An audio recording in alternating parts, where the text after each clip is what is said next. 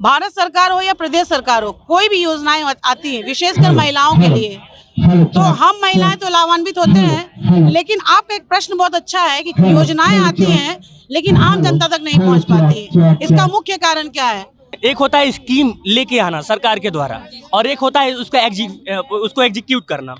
तो दोनों पहलू पर क्या आपको लगता है कि कोई भी सरकार, चाहे ये सरकार चाहे कोई भी सरकार, सफल हो पाती है? हमको सभी लोगों को बताना है। और दूसरी बात है, जो मोदी जी ने एक नंबर दिया हुआ है वो हर व्यक्ति तक पहुंचा है। ठीक, उससे उनकी वो खुद जानकारियां, जैसे कोई भी जानकारी आती है किसी योजना की, तो हम लोग सब तक पहुंचती रहती है। इसीलिए लोगों में इतनी जागृति आई है। नहीं, मैं विपक्ष से, जितना मैं पक्ष से नाराज रहता हूँ उतना विपक्ष से भी नाराज रहता हूँ।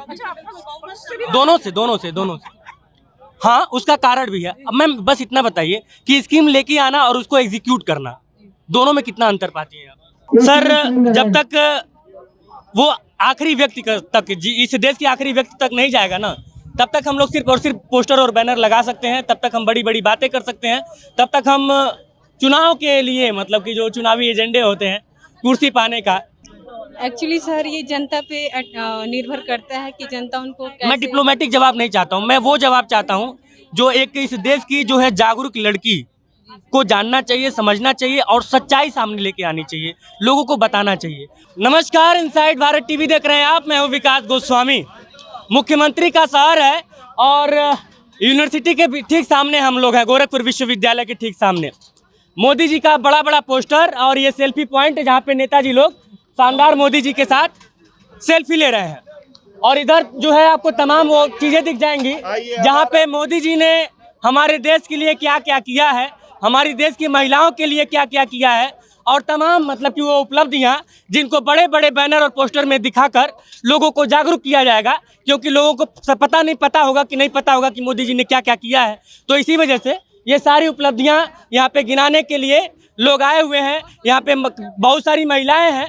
कल मैं एक वीडियो बनाया था उज्ज्वला योजना को लेकर, और संजोग देखिए कि उसी को लेकर आज भी जो है मुझे कुछ यहाँ पे इस जो बैन है, प्रचार बैन, यहाँ पे भी कुछ पोस्टर दिख गए और यहाँ पे महिलाएं भी हैं। इनसे बातचीत करेंगे और जानने का प्रयास करेंगे कि मोदी जी वाला जो उज्ज्वला योजना है वो कितना कारगर साबित हो रहा है। क्या नाम हुआ मैम आपका? सर, मेरा नाम कविता है। कविता, क्या करती हैं? सर, मैं संवेदना फाउंडेशन सोसाइटी से हूँ, नगर निगम। अच्छा, तो उज्ज्वला योजना के बारे में तो आप जानती ही होंगी। हाँ सर, ये मोदी जी ने लागू किया था उज्ज्वला योजना, जो हमारे देश के हित में है और लोगों को बहुत सपोर्ट मिलता है इनसे, और बहुत अच्छा लगा ये उज्ज्वला योजना के बारे में। एक छोटा सा सवाल मैम, पढ़ाई आपकी क्या हुई है? सर, मैंने पीजी किया हुआ है। पीजी किया हुआ, पोस्ट ग्रेजुएशन। तो एक दो चीजें होती हैं, एक होता है स्कीम लेके आना सरकार के द्वारा, और एक होता है उसको एग्जीक्यूट करना। तो दोनों पहलू पर क्या आपको लगता है कि कोई भी सरकार, चाहे ये सरकार चाहे कोई भी सरकार, सफल हो पाती है? एक्चुअली सर, ये जनता पे निर्भर करता है कि जनता उनको कैसे। मैं डिप्लोमेटिक जवाब नहीं चाहता हूँ, मैं वो जवाब चाहता हूँ जो एक इस देश की जो है जागरूक लड़की को जानना चाहिए, समझना चाहिए और सच्चाई सामने लेके आनी चाहिए, लोगों को बताना चाहिए। और यहाँ पे मैं पार्टी बेस पे ये सवाल बिल्कुल नहीं कर रहा हूँ, मैं ये सवाल जो है एक देश की लड़की से कर रहा हूँ, एक देश की महिला से कर रहा हूँ। जी सर। तो क्या लगता है कि स्कीम को लेकर आना और उसको एग्जीक्यूट करना, दोनों में कितना अंतर पाती हैं आप? सर, अंतर तो बहुत है ना? अंतर तो बहुत है इसके, बट इसमें हम लोगों का सपोर्ट तो रहेगा तभी तो कोई सरकार पाएगी। कहाँ कमी लगती है आपको, मतलब कि क्या ऐसा हो जाए कि लोगों को ये जागरूकता आ जाएगी?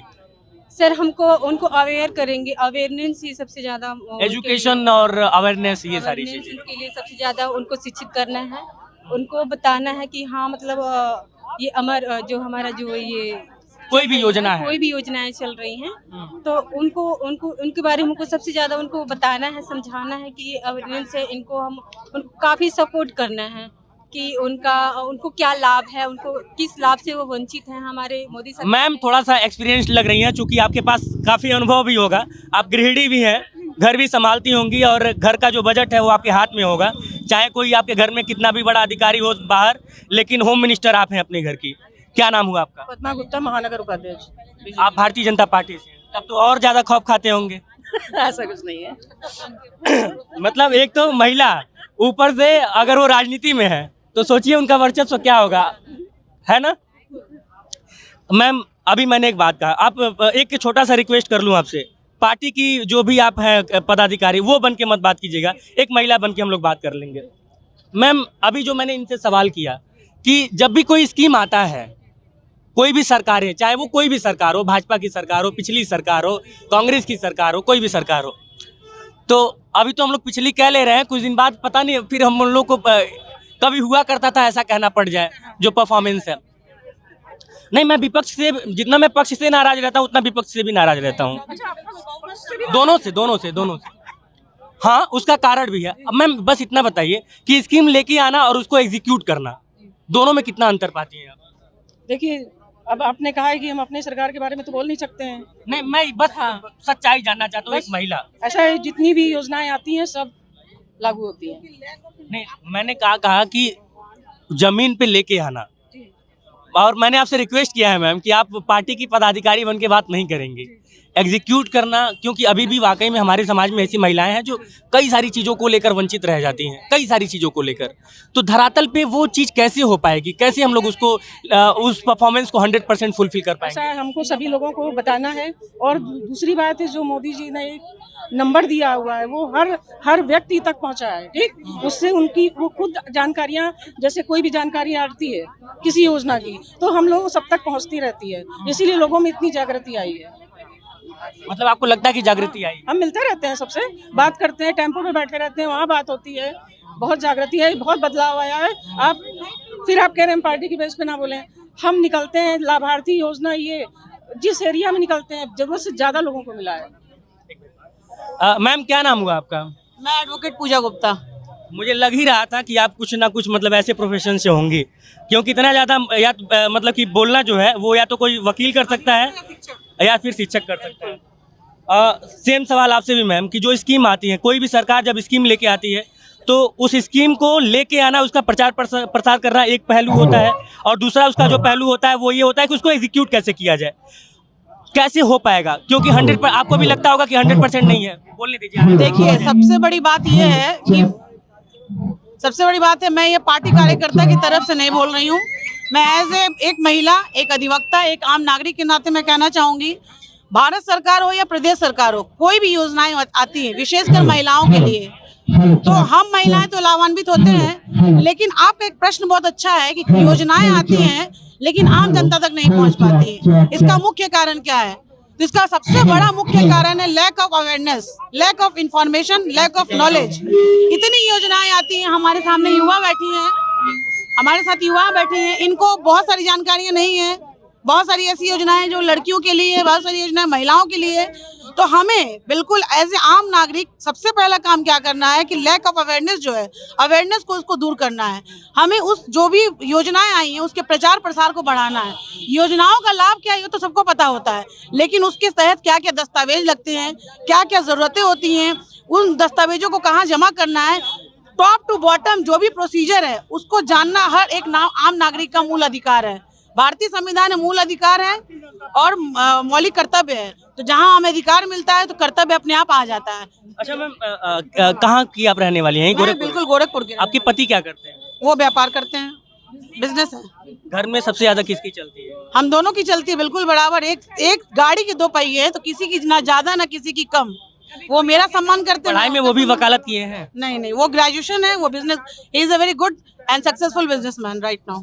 चलिए, thank you so much ma'am. क्या नाम हुआ आपका? सुनैना साहनी। क्या करती हैं आप? सर अभी तो फिलहाल जॉब कर रहे हैं नगर निगम में। देखिए मैम कितना तेज बोल रही थी और आप धीरे धीरे बोल रही हैं। खाना वाना खाई हैं? यस सर, खाना खाए हैं। आप खाना खाई हैं? जी हाँ, तो तीनों में सबसे ज्यादा रोटी कौन खाया है? तो रोटी तो कोई अच्छा, चावल खाए। सुबह कोई कुछ नहीं खाए, खा के आया है। ये तो ना इंसाफी हो गई। अच्छा, तो ये बताइए कि ये जो योजनाओं के बारे में यहाँ पे बताया जा रहा है, इसके बारे में पहले से आप क्या जानती हैं? सर अभी तो हम लोग फिलहाल कुछ पहले से नहीं जानते, ग्रेजुएशन अभी फाइनल हुआ है हम लोग का, तो अभी हम लोग किसी चीज का लाभ उठाए नहीं है। अब हम लोग चलिए, तो जैसा कि कल ही मैंने बताया उज्ज्वला योजना के बारे में, या फिर कोई भी योजना सरकार की हो, सर जब तक वो आखिरी व्यक्ति तक इस देश के आखिरी व्यक्ति तक नहीं जाएगा ना, तब तक हम लोग सिर्फ और सिर्फ पोस्टर और बैनर लगा सकते हैं, तब तक हम बड़ी बड़ी बातें कर सकते हैं, तब तक हम चुनाव के लिए मतलब कि जो चुनावी एजेंडे होते हैं कुर्सी पाने का, उसके लिए हम लोग जो चाहे मर्जी वो कर लें।